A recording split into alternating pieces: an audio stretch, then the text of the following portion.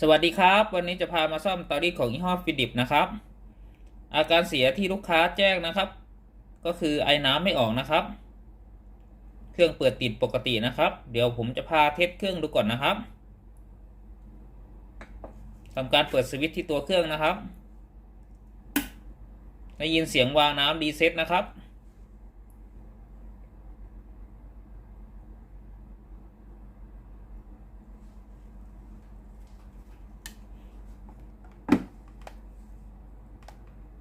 ตัวนี้หน้าเตาร้อนปกตินะครับ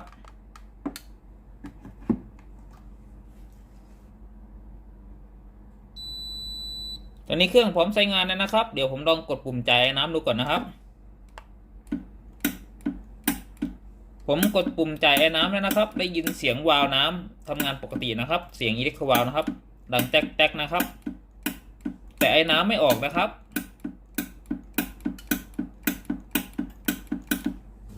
เอามือจับรูสายนะครับสายก็ไม่มีความร้อนเลยนะครับ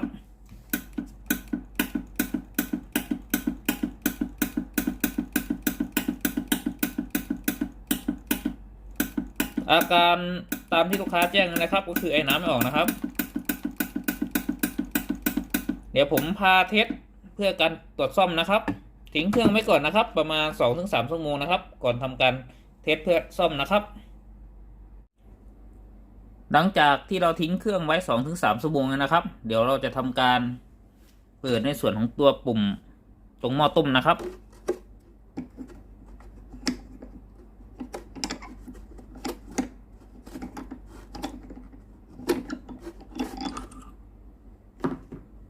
สังเกตนะครับจะไม่มีน้ำในหม้อต้มเลยนะครับเดี๋ยวผมจะทำการเปิดเครื่องดูอีกรอบหนึ่งนะครับ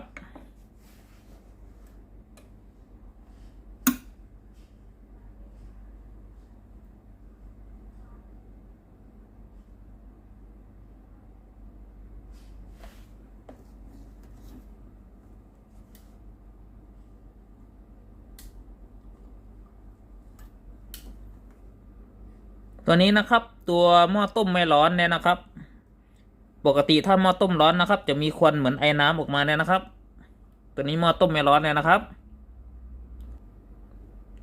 เดี๋ยวผมทำการแกะเครื่องนะครับเพื่อตรวจสอบด้านในเครื่องนะครับว่ามีไฟจ่ายมาเลี้ยงในส่วนของตัวหม้อต้มหรือเปล่านะครับทำไมหม้อต้มถึงไม่ร้อนนะครับ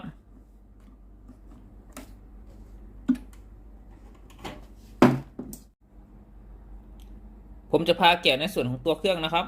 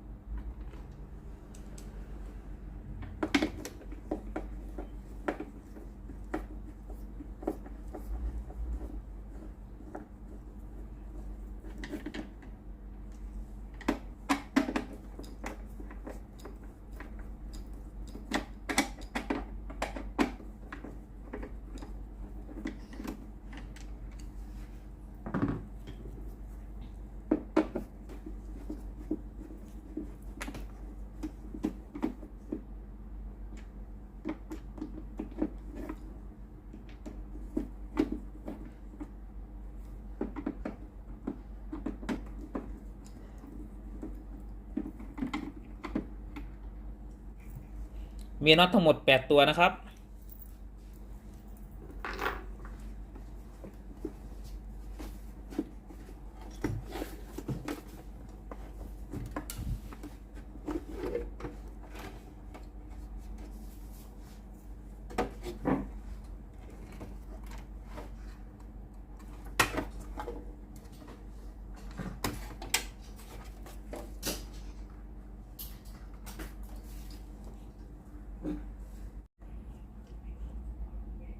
เดี๋ยวผมจะแนะนำอุปกรณ์ต่างๆข้างในเครื่องนะครับ ตัวนี้คือตัวบอร์ดพาวเวอร์นะครับ คือแผงควบคุมดักนะครับ หน้าที่ของบอร์ดพาวเวอร์ก็คือจ่ายไฟให้กับวงจรต่างๆภายในเครื่องนะครับไม่ว่าจะเป็นฮีตเตอร์หน้าเตา หรือในส่วนของตัวปั๊มน้ำอิเล็กโทรวาลรวมทั้งหม้อต้มด้วยนะครับ ตัวนี้จะเป็นตัวจ่ายไฟนะครับ ตัวที่2นะครับ ตัวข้างในนะครับก็คือในส่วนของตัวปั๊มน้ำนะครับทำหน้าที่สูบน้ำจากแทงน้ำนะครับเข้ามาในส่วนของตัวหม้อต้มนะครับ หน้าที่ของปั๊มนะครับ ตัวที่3นะครับก็คืออิเล็กโทรวาลนะครับ หรือวาล์วน้ำนะครับทำหน้าที่ปิดเปิดไอน้ำนะครับจะทำหน้าที่ได้ก็ต่อเมื่อมีไฟ220โวลต์มาเลี้ยงก่อนนะครับ ตัวที่4นะครับก็คือในส่วนของตัวหม้อต้มนะครับหม้อต้มจะทำหน้าที่ต้มน้ำให้กลายเป็นไอน้ำนะครับแรงดันสูงนะครับหน้าที่ของหม้อต้มนะครับจะต้องมีไฟมาเลี้ยงนะครับ220โวลต์ VAC นะครับส่วนบอร์ดตัวเล็กนี้นะครับเป็นอุปกรณ์ตัวที่5นะครับทำหน้าที่นะครับผมคอยตรวจสอบน้ำนะครับว่าน้ำในแทงน้ำหมดหรือเปล่านะครับเป็นเซ็นเซอร์นะครับ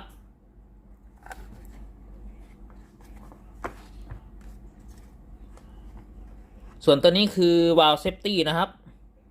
ทำหน้าที่นะครับผมป้องกันแรงดันน้ำเกินนะครับ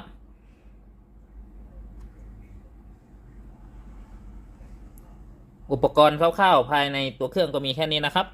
เดี๋ยวผมจะพาตรวจสอบ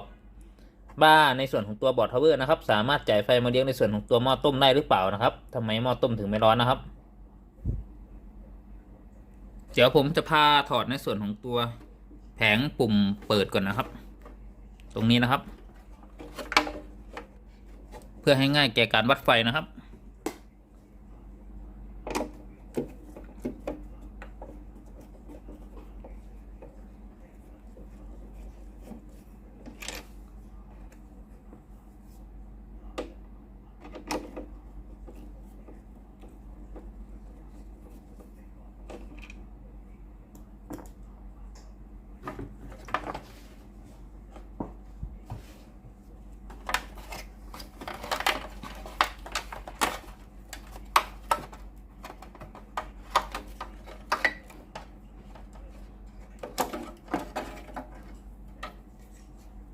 ถอดออกมาทั้งแผงเลยนะครับ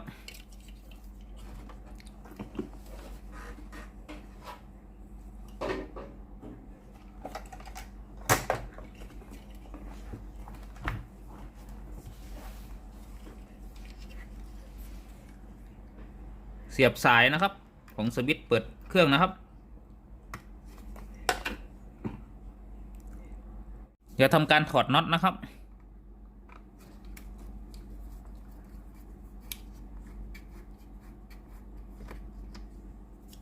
2ตัวนะครับ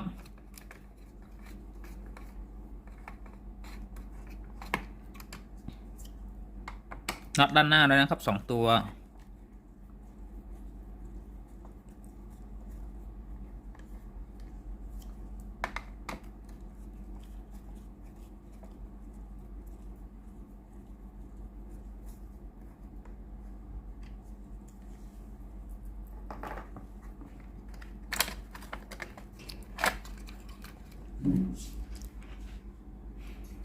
ผมจะพามาดูในส่วนของตัวควบคุม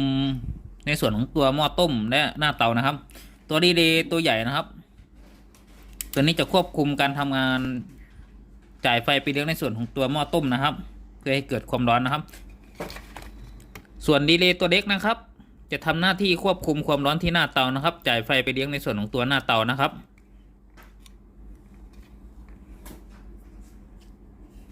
ตัวหม้อต้มนะครับไฟจะจ่ายผ่านในส่วนของตัวสาย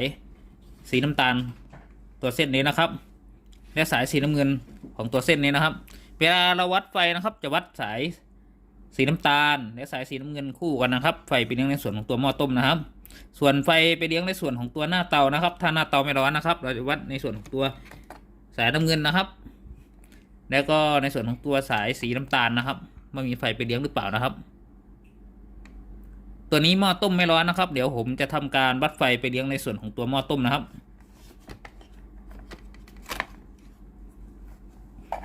ให้ทำการตั้งมิเตอร์นะครับอยู่ที่250 โวลต์ VAC นะครับใช้ในส่วนของตัวสายมิเตอร์นะครับจับเข้าไปในส่วนของตัวสายไฟที่ไปเลี้ยงในส่วนของตัวหม้อต้มนะครับ2 เส้นนะครับ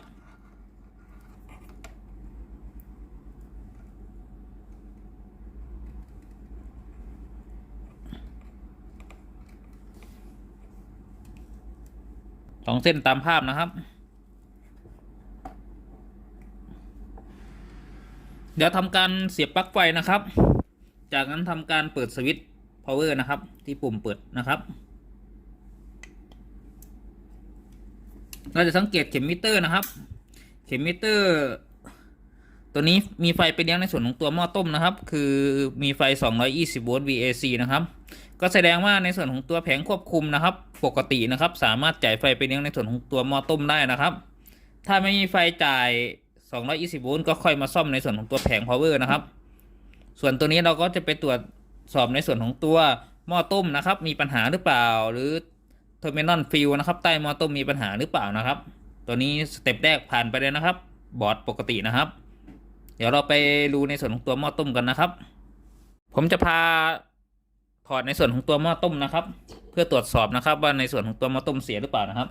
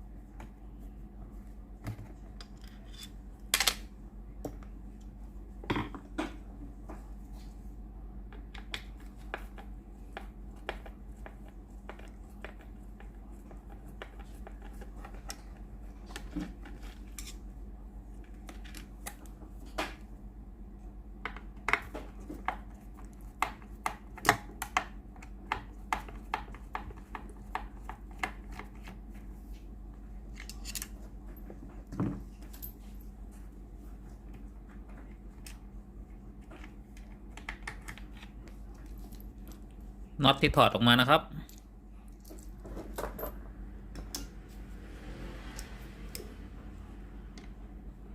เอาในส่วนของตัวท่อออกก่อนนะครับ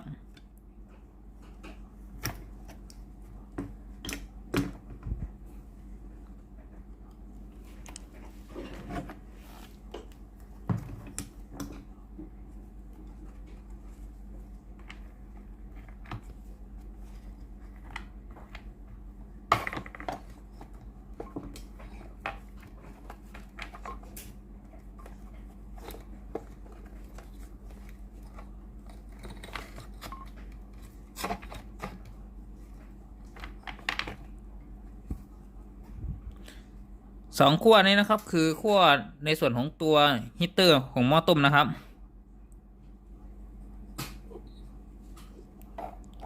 เราจะตั้งมิเตอร์นะครับอยู่ที่250 โวลต์ VAC นะครับเดี๋ยวผมจะวัดไฟมาเลี้ยงในส่วนของตัวหม้อต้มนะครับถ้ามีไฟมาเลี้ยงในส่วนของตัวหม้อต้มแน่นอนว่าตัวฮีตเตอร์หม้อต้มขาดนะครับผมจะทำการเสียบปลั๊กนะครับ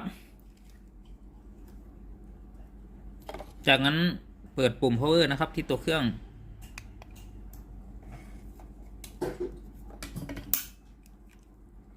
วัดไฟนะครับ2 ขั้วนะครับที่มาเลี้ยงในส่วนของตัวหม้อต้มนะครับสังเกตเข็มมิเตอร์นะครับตัวนี้เข็มมิเตอร์ขึ้นนะครับก็แสดงว่ามีไฟจ่ายมาเลี้ยงในส่วนของตัวฮีตเตอร์หม้อต้มเลยนะครับแต่ฮีตเตอร์หม้อต้มไม่ร้อนนะครับฮีตเตอร์หม้อต้มน่าจะขาดเนี่ยนะครับเดี๋ยวผมทำการถอดปลั๊กก่อนนะครับผมจะทำการตั้งมิเตอร์นะครับอยู่ที่คูณ 10นะครับจะวัดความต้านทานของหม้อต้มอีกรอบหนึ่งนะครับ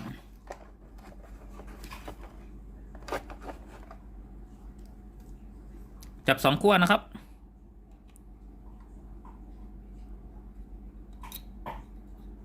สังเกตเข็มมิเตอร์นะครับเข็มมิเตอร์ไม่ขึ้นนะครับแสดงว่าในส่วนนี้หม้อต้มขาดเนี่ยนะครับ ผมจะทำการถอดในส่วนของตัวหม้อต้มออกจากวงจรนะครับเพื่อเปลี่ยนในส่วนของตัวหม้อต้มนะครับ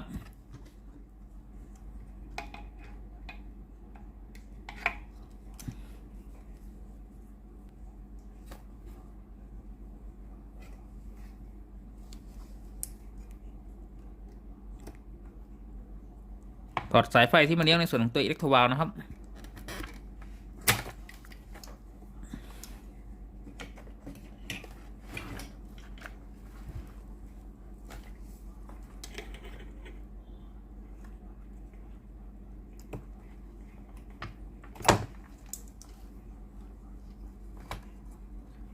ถอดสายท่อน้ำปั๊มนะครับที่เข้ามาในส่วนตัวหม้อต้มนะครับ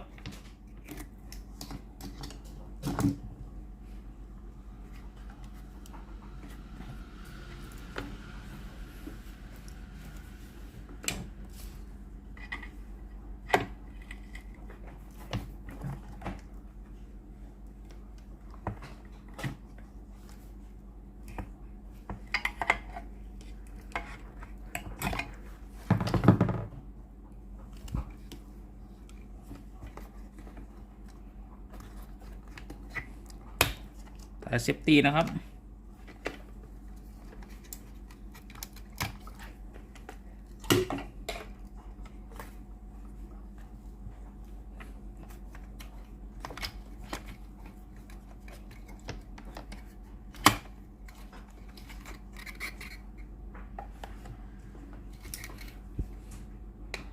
นำสายไฟนะครับ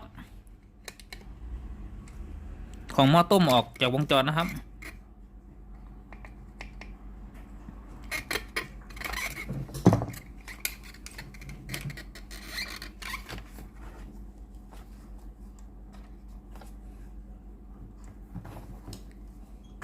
นำสายกาวออกด้วยนะครับสายเซนเซอร์หม้อต้มนำออกด้วยครับ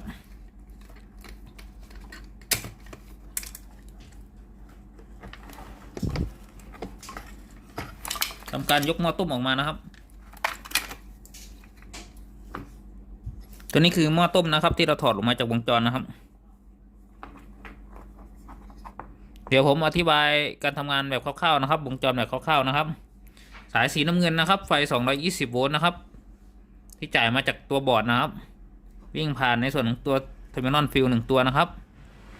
ผ่านในส่วนของตัวเทอร์มินอลฟิลนะครับเข้ามาเลี้ยงในส่วนของตัวฮีเตอร์นะครับได้อีกเส้นหนึ่งนะครับสายสีน้ำตาลนะครับวิ่งผ่านในส่วนของตัวเทอร์มินอลฟิล1ตัวนะครับแล้ววิ่งเข้ามาเลี้ยงในส่วนของตัวฮีเตอร์นะครับ2ขานะครับเมื่อฮีเตอร์ได้รับไฟ220 โวลต์ VAC นะครับฮีเตอร์ก็จะร้อนนะครับสามารถต้มน้ำได้นะครับที่ผมวัดนะครับผมวัดไฟในส่วนของตัวสาย2 เส้นนี้นะครับที่ตัวบอร์ดนะครับมีไฟจ่ายมานะเดี๋ยวผมมาวัดในส่วนของตรงนี้มีไฟจ่ายมานะครับ220 โวลต์นะครับถ้าสมมุติว่าผมวัดไฟจากบอร์ด2 เส้นนี้มี220 โวลต์เดี๋ยวผมมาวัดไฟในส่วนของตัวที่ขาฮีเตอร์แล้วมันมีไฟมานะครับให้มาตรวจสอบในส่วนของตัวเทอร์มินอลฟิล2ตัวนี้นะครับว่าขาดหรือเปล่านะครับวิธีการวัดก็คือวัดขึ้นกับไม่ขึ้นถ้าไม่ขึ้นก็คือขาดนะครับถ้าขึ้นก็แสดงว่าสายงานได้นะครับ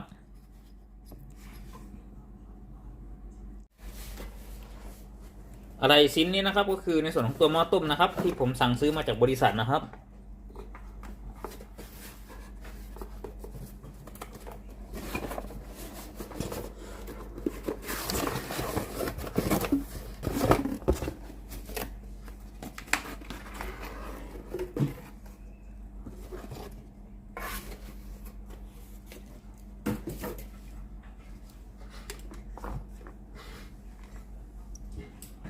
เดี๋ยวผมจะพามาวัดเปรียบเทียบนะครับระหว่าง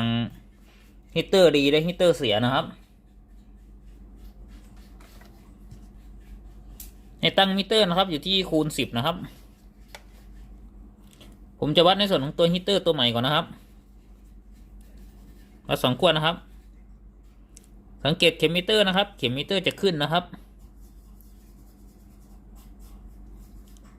วัดฮีเตอร์ตัวที่เสียนะครับสังเกตเข็มมิเตอร์นะครับเข็มมิเตอร์จะไม่ขึ้นนะครับผมจะวัดในส่วนของตัวเทอร์มินอลฟิลนะครับ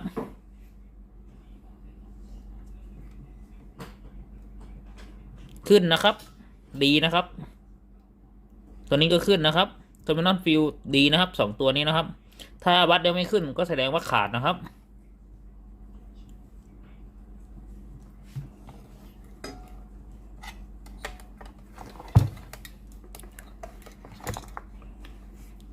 ส่วนตัวเทอร์มินอลฟิลตัวเก่านะครับขึ้นนะครับก็แสดงว่าเทอร์มินอลฟิลตัวเก่าก็ดีนะครับ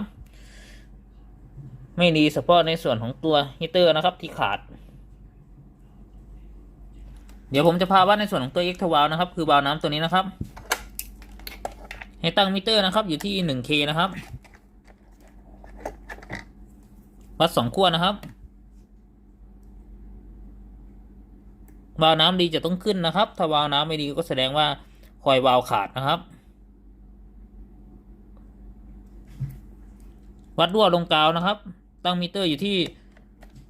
คูณ 10K นะครับวัดขาใดขาหนึ่งก็ได้นะครับเทียบกับตัวขากาวนะครับจะต้องไม่ขึ้นนะครับ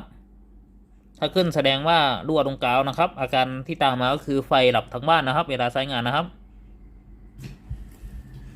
อุปกรณ์คร่าวๆที่ผมวัดให้ดูก็มีแค่นี้นะครับเดี๋ยวยังไงผมใส่ในส่วนของตัวหม้อต้มเข้าไปในวงจรนะครับ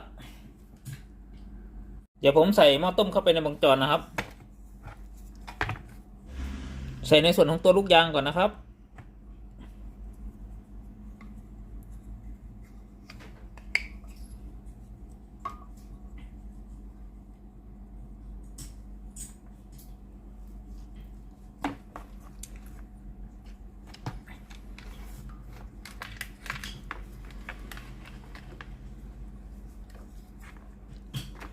จากนั้นใส่ในส่วนของตัวสายนะครับ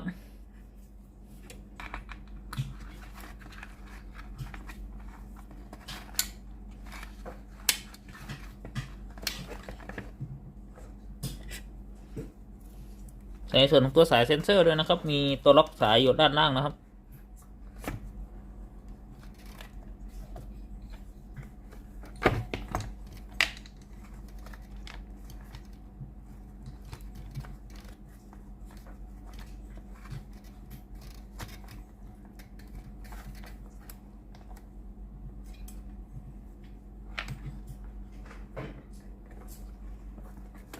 สอดในส่วนของตัวสายกาวด้วยนะครับ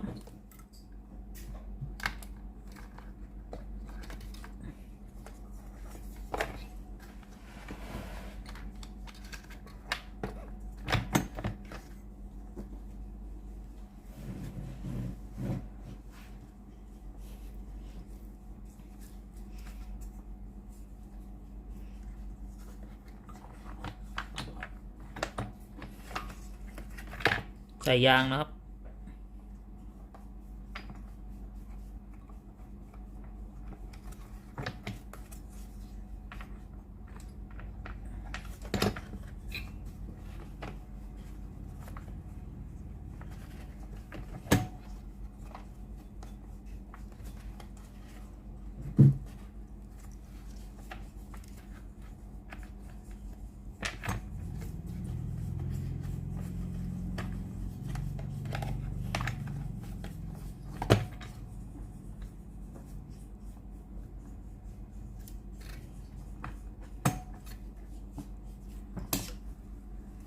ทำการยึดน็อตนะครับ2 ตัว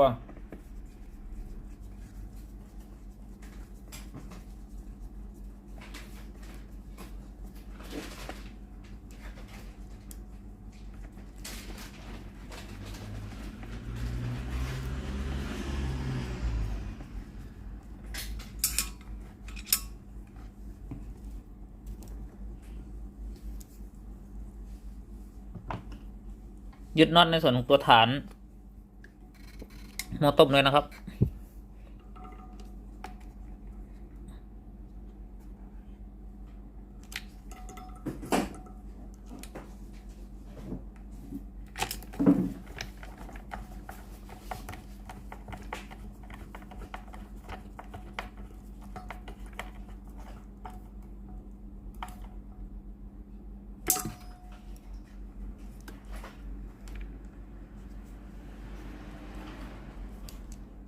ฐานหม้อต้มอีกฝั่งนะครับ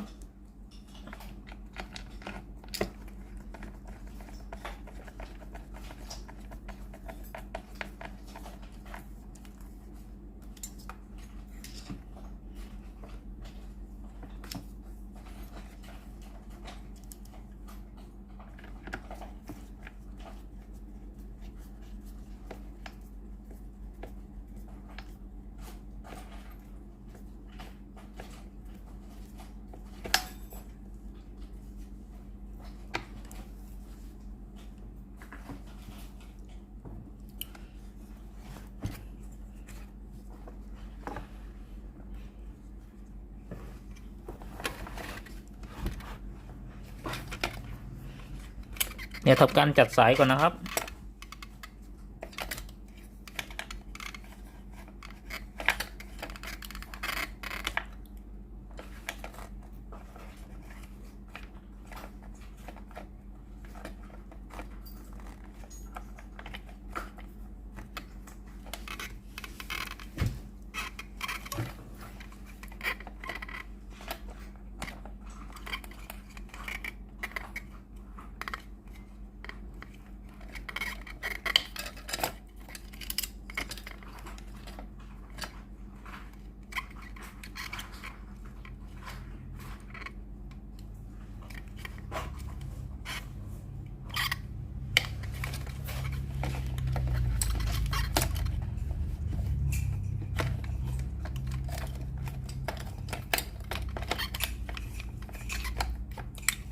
ใส่สายไฟนะครับ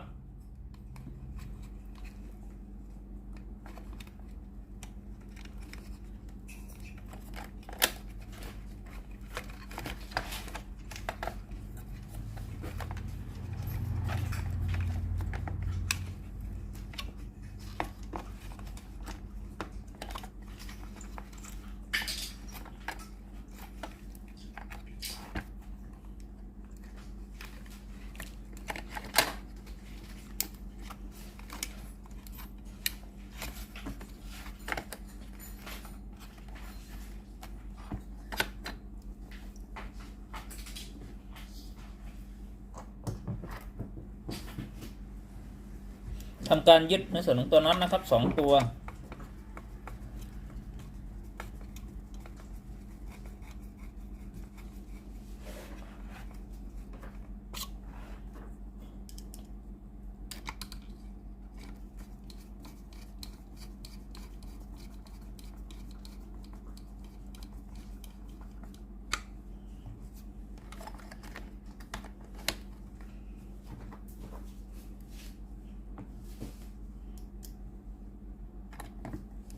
ยึดน็อตอีก2 ตัวครับ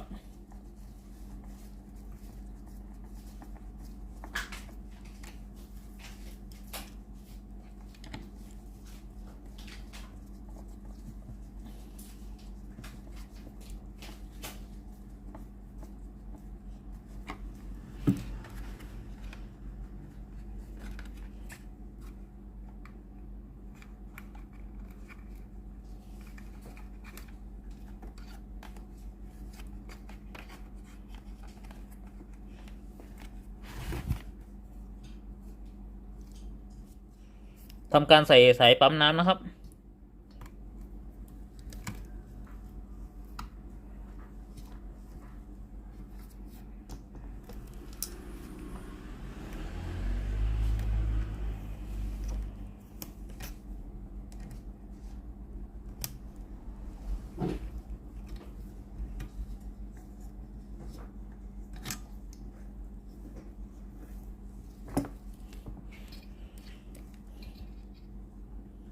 ใส่ท่อยางนะครับ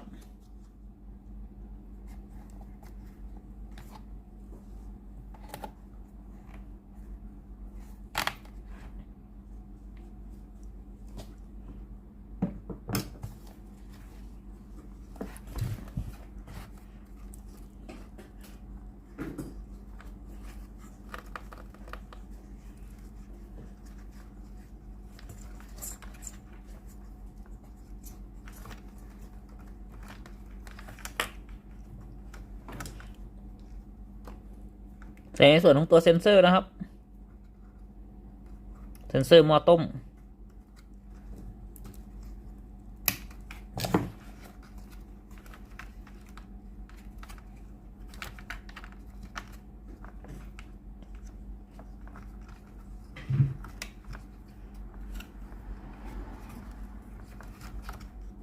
ใส่ในส่วนของตัวสายกาวนะครับ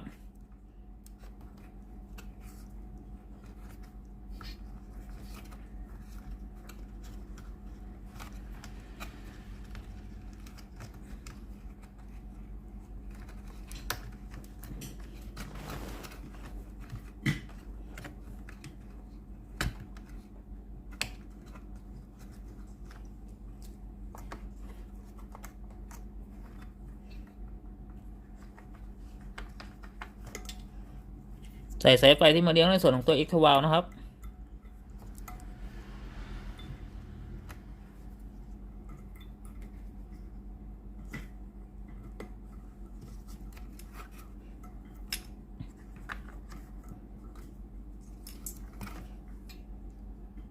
ใส่สายเซนเซอร์นะครับ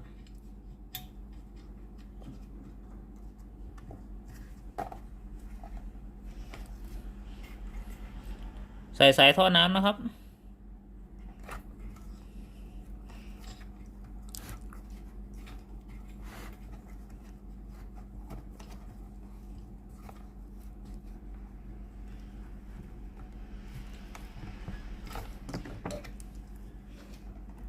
ล็อกด้วยคลิปล็อกนะครับ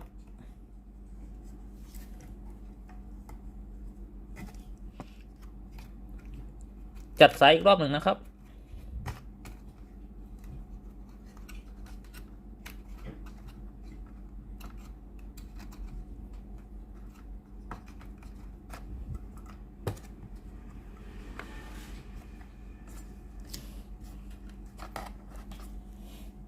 เป็นอันเปลี่ยนในส่วนของตัวหม้อต้มเสร็จสมบูรณ์นะครับ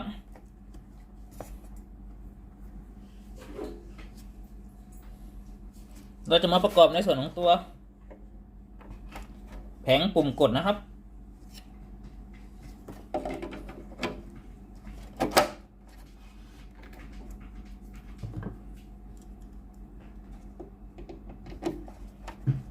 ขันน็อต2 ตัวนะครับ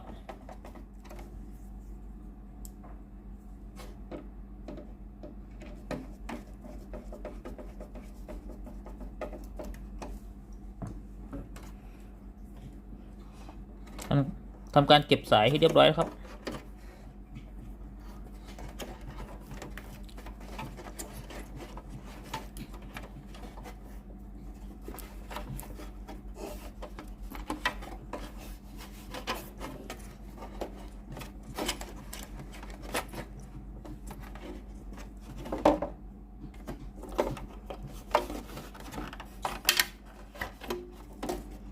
เก็บสายเรียบร้อยแล้วนะครับเดี๋ยวเราทำการประกอบในส่วนของตัวเครื่องนะครับใส่ในส่วนของตัวลูกยางก่อนนะครับ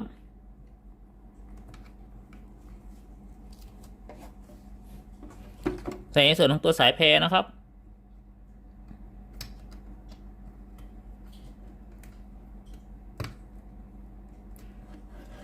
ใส่สายท่อน้ำย้อนกลับนะครับอย่าลืมใส่นะครับ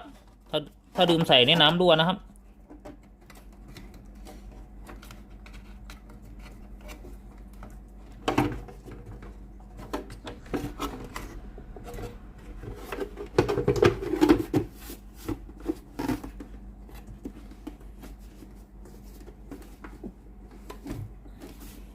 ทำการขันน็อตให้เรียบร้อยครับ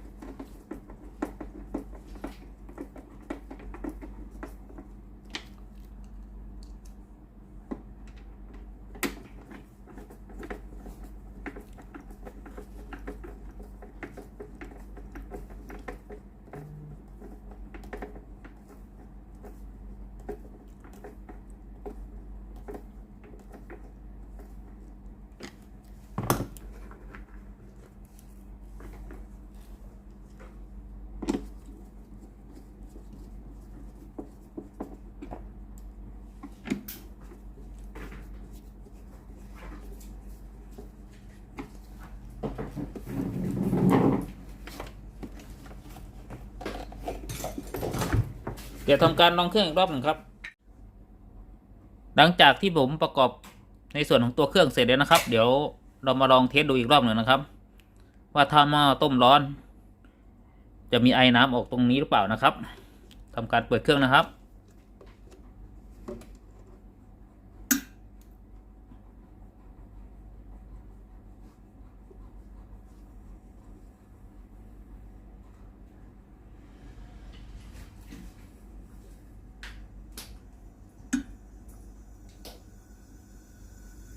สังเกตนะครับจะได้ยินเสียงหม้อต้มทำงานเลยนะครับ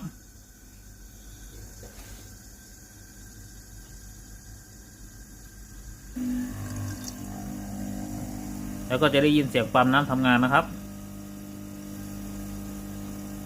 จะมีควันออกมาในส่วนของตัวหม้อต้มนะครับตัวนี้ก็คือในส่วนของตัวหม้อต้มปกตินะครับ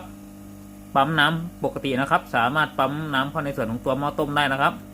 เดี๋ยวผมทำการปิดเครื่องแล้วใส่ในส่วนของตัวจุกแล้วเทสเครื่องอีกรอบหนึ่งครับ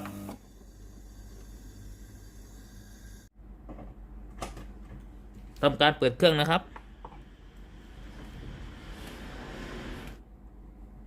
รอไฟแสดงสถานะพร้อมใช้งานหยุดกระพริบก่อนนะครับ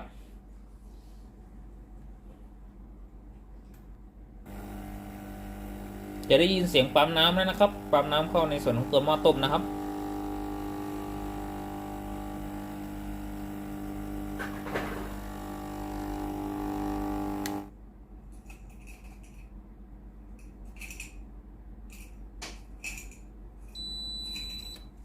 ตอนนี้เครื่องพร้อมใช้งานแล้วนะครับเดี๋ยวผมกดปุ่มจ่ายน้ำนะครับ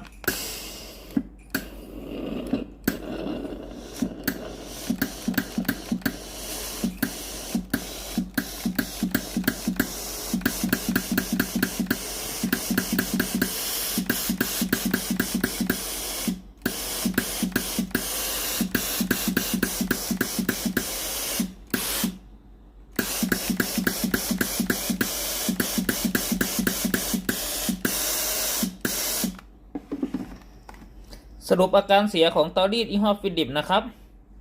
อาการไอน้ำไม่ออกนะครับตัวนี้มีอะไรเสีย1ชิ้นนะครับก็คือในส่วนของตัวหม้อต้มนะครับเสียในลักษณะหม้อต้มขาดนะครับขอบคุณครับที่รับชมคลิปวิดีโอครับขอบคุณมากๆครับฝากกดไลค์กดแชร์กดติดตามให้ด้วยนะครับมีคลิปใหม่ลงเรื่อยๆนะครับขอบคุณครับ